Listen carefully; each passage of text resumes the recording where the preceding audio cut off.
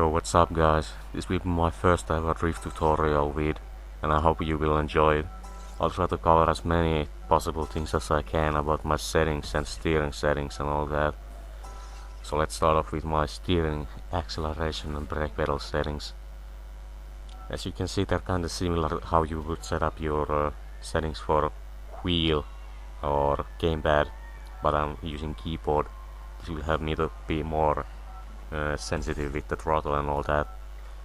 And next up we will see my controls, kinda usual stuff. ADWS for steering, space for handbrake, gear up and gear down, arrow up and arrow down. And then I have my gears also on numbers if I want to choose the gear when I have to make a quick decision. And yeah, also my driving assist are always off, as I can't drift with assist. I hope this covers it all. Now moving on to the cars, there's two cars you should use when you're a beginner. Those are Toyota Corolla and Nissan Silvia. You can choose which one feels better for you, and also remember to drift with your assist off. And you can also choose whether or not you want to drift with manual or automatic gears.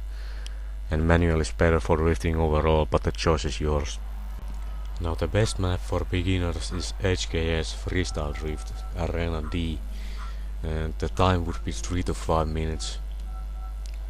And remember to check your assist are off before you go to the race, and also remember, practice makes perfect.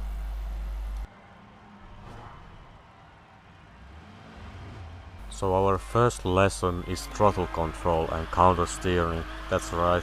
The basic of basics in drifting is to know how to control your throttle and counter steer accordingly. So what you want to do first is to enter a corner full throttle while counter steering with a full steering lock. This will help you to get a feel for the car, so you can see when the car is getting sideways enough for you to either release or tap the throttle to prevent the car from spinning out. Also, if you're having problems with counter steering, you should do circle drifts around the middle of the map to learn faster. Now remember guys, the more you practice, the easier it will get. There's no easy way to learn drifting, and the fastest way to learn is to practice often and challenging yourself.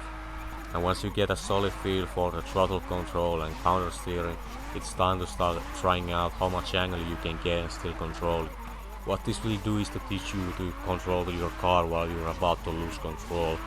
There's two things to prevent you from spinning out when you do a high angle drift. First one is to use your brake, and the second one is to use your handbrake while stepping off the throttle but still counter steering to keep control of the car. Now if you guys take notice on my speedometer in the bottom right corner, you can see that I'm not staying on the throttle all the time, but instead I'm tapping the throttle. The purpose of this is to keep your speed up while preventing the rear end of the car getting into too much angle to cause you to spin out. If there's a tight turn ahead, you're gonna tap the throttle a lot.